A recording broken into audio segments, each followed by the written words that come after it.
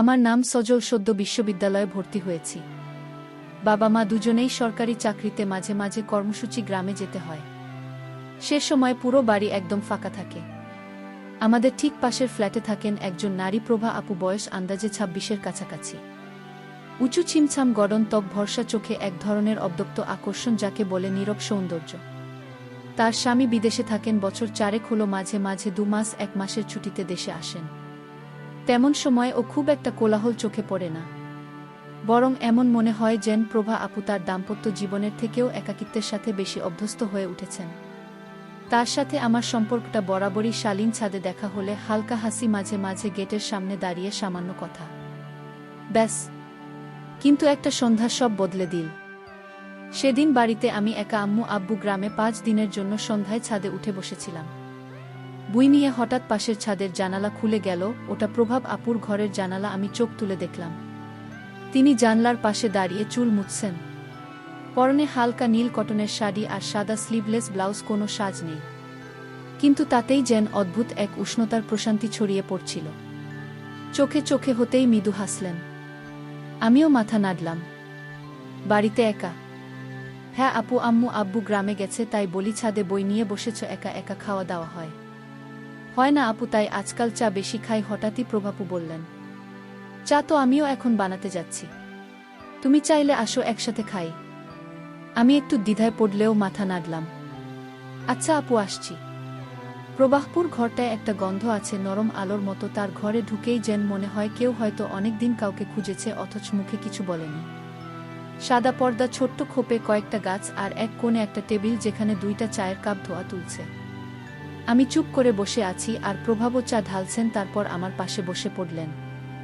জানো সজল, একা থাকা অনেক সময় অভ্যেস হয়ে যায়, অথচ মন চায় কেউ পাশে থাকুক, শুধুই একটা কথা বলার জন্য। আমি মাথা নিচু করে বললাম, আপু আপনি যদি চান আমি মাঝে মাঝে আসতে পারি আপনার সাথে সময় কাটাতে। তিনি কিছুক্ষণ চুপ করে থাকলেন, তারপর বললেন, তুই এখন বড় হয়ে গেছিস।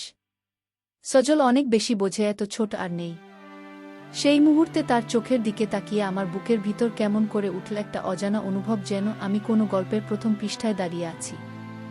চা শেষ হতে না হতে হালকা বৃষ্টি নামল। তিনি হেসে বললেন, আচ্ছা, এই বৃষ্টির ভেতর গান শোনার ইচ্ছে হয় না? ধর। আমি বললাম, হয়, তবে কেউ না থাকলে শুনতে ভালো লাগে না। তিনি হঠাৎ করেই আমার হাতের উপর হাত রাখলেন। তাহলে থাক না, আজ আমার পাশে থেকে গান শোনো। বৃষ্টির টুপটাপ শব্দে ঘরটা যেন আরও নির্জন হয়ে উঠল। বাইরে চারদিক নীরব, দূর থেকে মাঝে মাঝে ভেসে আসছিল ব্যালকনির বৃষ্টির ধাক্কায় বাতাসে নড়ে ওঠা পাতার শব্দ। আমি আর প্রভাপ্রু একসাথে বসে আছি তার ছোট্ট বসার ঘরে, যেখানকার সবকিছু খুব পরিপাটি, কিন্তু কিছু যেন অতিরিক্ত নিঃশব্দ, যেন সময়ও এখানে হাঁটছে ধীরে ধীরে। টেবিলে রাখা ব্লুটুথ স্পিকারে পুরনো একটা গান চলছিল। এই পথ যদি না শেষ হয়। প্রভাবও হালকা করে বললেন, জানো সজল, এই গানটা আমার খুব প্রিয়। ছোটবেলায় সন্ধে হলেই বাবা এই গান ছেড়ে দিতেন, তারপর মা রান্নাঘর থেকে মৃদু গলায় গেয়ে উঠতেন। সেই সময়টা আর আসে না। আমি তার দিকে তাকালাম, মুখে যেন একরাশ বিষণ্ণতা জড়ানো, এক মিষ্টি হাসি। আমি নরম গলায় বললাম, আপু, সমনে বদলায়, কিন্তু অনুভবগুলো থেকে যায়। কেউ যদি পাশে থাকে তাহলে সেই পুরনো গানগুলো আবার নতুন হয়ে ওঠে। তিনি আমার দিকে তাকিয়ে কিছুক্ষণ চুপ করে থাকলেন, তারপর বললেন, তুই আজ আমার পাশেই থাকিস। সজল, কথা বলতে ইচ্ছে করছে। খুব বেশি কিছু না, শুধু একটু মানুষ হয়ে পাশে বসে থাকা। আমি মৃদু হাসলাম, আমি তো আছি আপু। আলো তখন অনেকটাই ম্লান হয়ে এসেছে, ঘরে শুধু একটি টেবিল ল্যাম্প জ্বলছে। মৃদু আলোয় তার মুখ যেন এক নরম আলো ঢাকা পড়েছে, ঠিক যেন একটি ছবির ফ্রেম। হঠাৎ করে প্রভা আপু হাত বাড়িয়ে আমার গাল ছুঁয়ে দিলেন। সেই স্পর্শটা খুব কোমল, কিন্তু আমার বুকের ভিতরটা কেঁপে উঠল। তুই এত বুঝিস কি করে সজল, এত নরম স্বরে কথা বলিস, মনে হয় তোর সাথে কথা বললে মনটা হালকা হয়ে যায়। আমি কিছু বলার আগেই প্রভা আপু হঠাৎ সামনে ঝুঁকি এসে আমার গালে একটা আলতো চুমু দিলেন। এক মুহূর্ত থেমে থাকার সময় আমি বিস্মিত হয়ে তার চোখের দিকে তাকিয়ে রইলাম। তিনি মৃদু হাসলেন, ভয় পেয়েছিস? আমি মাথা নাড়িয়ে বললাম, না, তবে অবাক হয়েছি। প্রভাপু বললেন, ভালো লাগা কি শুধু তরুণ তরুণীর মাঝে হয়? বয়স কি অনুভবের সীমা ঠিক করে দিতে পারে? আমি জানি আমার জীবনের গল্প অন্যরকম, কিন্তু এই মুহূর্তটা, তার পাশে বসে এই গানটা শুনে, তোর চোখে তাকিয়ে, মনে হচ্ছে আমি আবার নতুন করে বাঁচতে পারি। আমার হাত তখন তার হাতের উপর, আমি স্পষ্ট করে অনুভব করতে পারছিলাম তার হাতের কাঁপুনি। সে ভীতু ছিল না, বরং ক্লান্ত।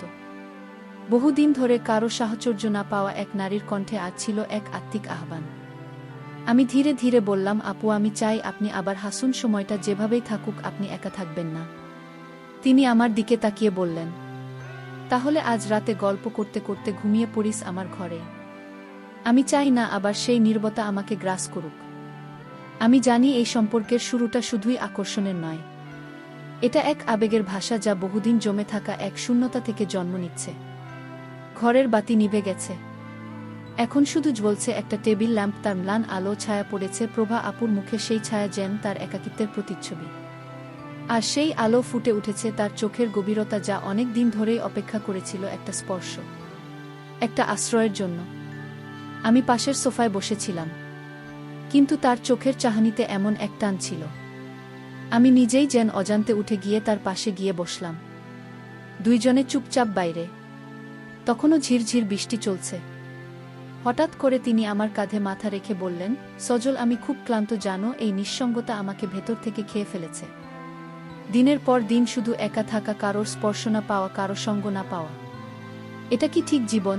আমি কিচ্ছু বলিনি, শুধু তার হাতটা আমার হাতে ধরে রাখলাম। হাতটা বেশ ঠান্ডা, কিন্তু সেই স্পর্শে ছিল অদ্ভুত এক উত্তাপ প্রভাব। ধীরে ধীরে আমার বুকের দিকে সরে এলেন, মাথাটা রাখলেন আমার বুকে, তার চুলের গন্ধে আমার মনে হচ্ছিল আমি যেন একটি অব্যক্ত গল্পের মধ্যে ঢুকে পড়েছি। তিনি বললেন, সজল, তোর বুকের ধড়ফড়ানি শুনতে পাচ্ছি। তুই খুব চুপ করে থাকিস তুই, কিন্তু তোর ভিতরে যে কত কথা জমে থাকে সেটা বোঝা যায়। আমি জানি তুইও একা। আমি শুধু বললাম, আপু, আজকে যদি আমি কিছু না বলি বুঝিনিও, আমি সব অনুভব করছি, শুধু ভাষা খুঁজে পাচ্ছি না। তিনিও কিছু বললেন না, ধীরে ধীরে আমার দিকে ফিরলেন, মুখের মধ্যে যেন এক চুম্বক টান। আমি অল্প একটু ঝুঁকে এলাম, তার নিঃশ্বাস আমার গাল ছুঁয়ে যাচ্ছিল। আমার ঠোঁটের এক কোণায় আলতো করে তার ঠোঁট ছুঁয়ে গেল। প্রথম জুমু শব্দহীন, ধীর, কিন্তু হৃদয়ের ভেতরে এক রাশ আবেগের ঝড় তুল। আমরা কেউই তাড়াহুড়ো করিনি, যেন সময়ও থেমে গিয়েছিল আমাদের জন্য। তারপর তিনি আমার বুকের ভিতর ঢুকে পড়লেন, এক নিঃশব্দ আলিঙ্গনে, এত খাঁটি, এত নিরাপদ এক আলিঙ্গন, যেন একজন মানুষ বহুদিন পর কারোর কাছে সত্যিই নিজেকে ছেড়ে দিতে পারছে। আমি শুধু জড়িয়ে ধরেছিলাম তাকে শক্ত করে, কোনো তাড়া ছিল না, কোনো কাম ছিল না, শুধু ছিল ভালোবাসার উষ্ণতা। তার চোখ তখন আমার কাঁধে নুকনো, আর আমি তার চুলে বোলাচ্ছি। প্রভাবু ধীর এ বললেন, সজল, এই মুহূর্তটা যেন কখনো শেষ না হয়। আমি চাই তুই থাকিস আমার পাশে, আজ শুধু ঘনিষ্ঠতা নয়, আজ চাই ভোর পর্যন্ত একটা মানুষকে পাশে পাওয়ার নিশ্চয়তা। আমি তার কপালে চুমু খেয়ে বললাম, আমি আছি আপু, ঠিক এইখানে, যতক্ষণ তোমার দরকার ততক্ষণ তুমি একা নও। সেই রাতে আমরা পাশাপাশি শুয়েছিলাম, মাঝে মধ্যে হাত ধরেছি, কখনো কপালে চুমু দিয়েছি, কখনো বুকের মধ্যে মুখ লুকিয়ে রেখেছি। কোনো তাড়াহুড়ো ছিল না, বরং ছিল এক ধরনের অনুভব, যেখানে ঘনিষ্ঠতা মানে ছিল মানসিক ছায়া, উষ্ণ আশ্রয়, শুধু শরীরের নয়, হৃদয়ের পাশে থাকার নাম। ভোরের হালকা আলো ঘরের জানালার ফাঁক দিয়ে ভেতরে ঢুকছিল। রাতের বৃষ্টি থেমে গেছে, কেবল ছাদের কার্নিস থেকে টুপটাপ জল পড়ার শব্দ। আমাদের দুজনের মাঝে তখনও এক নিঃশব্দ গাঢ় প্রশান্তি। প্রভাব তখনও আমার বুকে মাথা রেখে ঘুমোচ্ছিলেন, তার নিঃশ্বাসের শব্দ নিঃসন্দেহে বলে দিচ্ছিল বহুদিন পর এমন একটা রাত কাটিয়েছে যেখানে একাকিত্ব ছিল না, ভয় ছিল না, শুধু ছিল নির্ভরতা। আমি তার চুলে আলতো হাত বুলিয়ে দিচ্ছিলাম। মন বলছিল, এই মানুষটার পাশে থাকাটা কোনো পাপ নয়, বরং একটা দায়িত্ব, একটা না বলা চুক্তি, যেখানে উভয়ের মাঝে ঘনিষ্ঠতা মানে ছিল তোমার কষ্ট আমিও বয়ে নেব।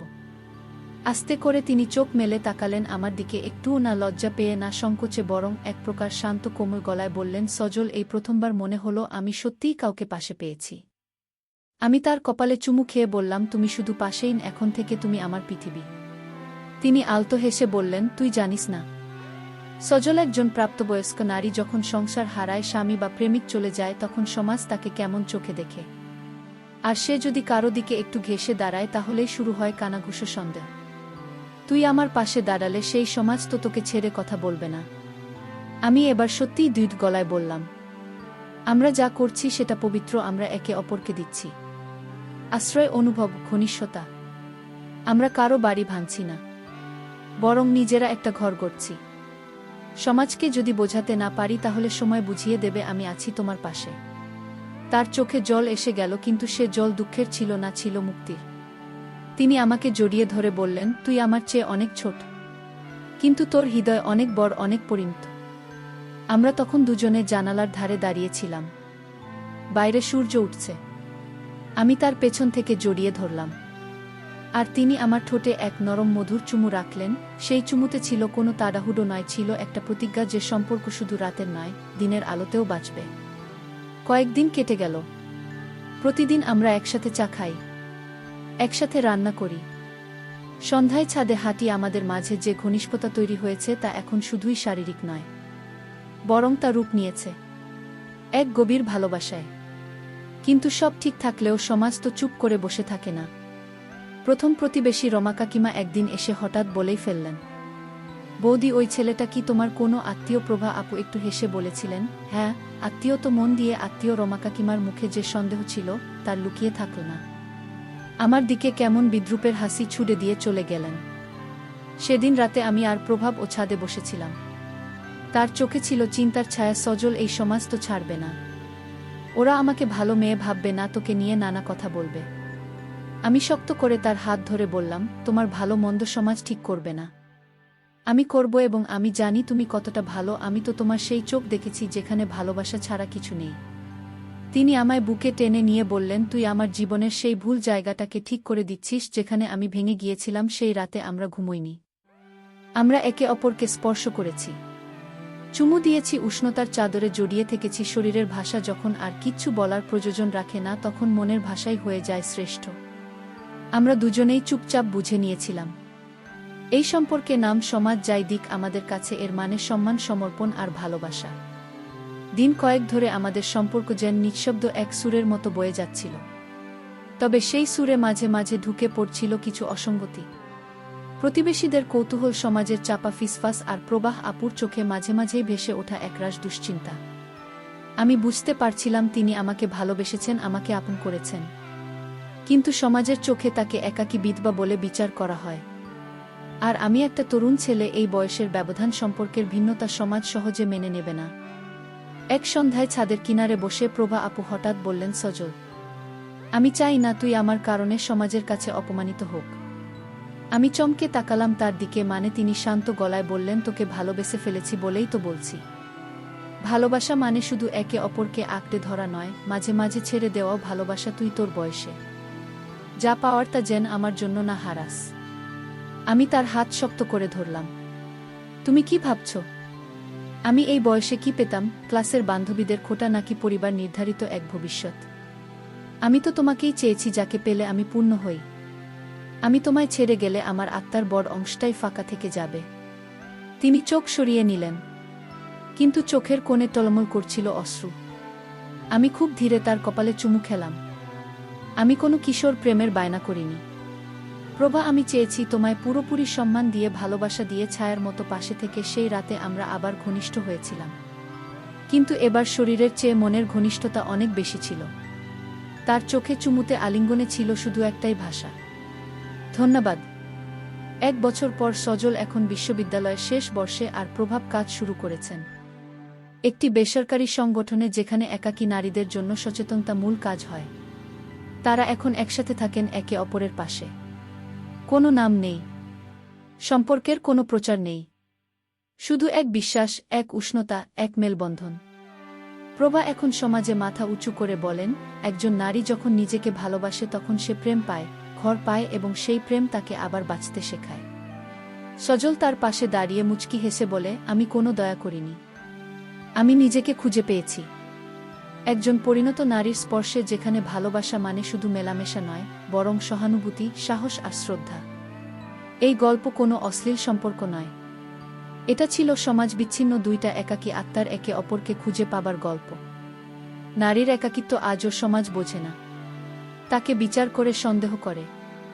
কিন্তু একজন নারী ও মানুষ, তারও আছে ভালোবাসার অধিকার, স্পর্শ চাওয়ার তৃষ্ণা, আর নিরাপদ আশ্রয়ের স্বপ্ন। বয়স, সম্পর্ক, অতীত, এগুলো যখন সম্মতির পথে বাধা নয়, তখন তা সমাজ নয়, বরং মানবতা দিয়ে বিচার করা উচিত। তো বন্ধুরা, গল্পটি এখানে সমাপ্ত করলাম। গল্পটি ভালো লাগলে একটি লাইক ও চ্যানেলটি সাবস্ক্রাইব করে দেবেন। ভালো থাকবেন সবাই, দেখা হচ্ছে পরের ভিডিওতে।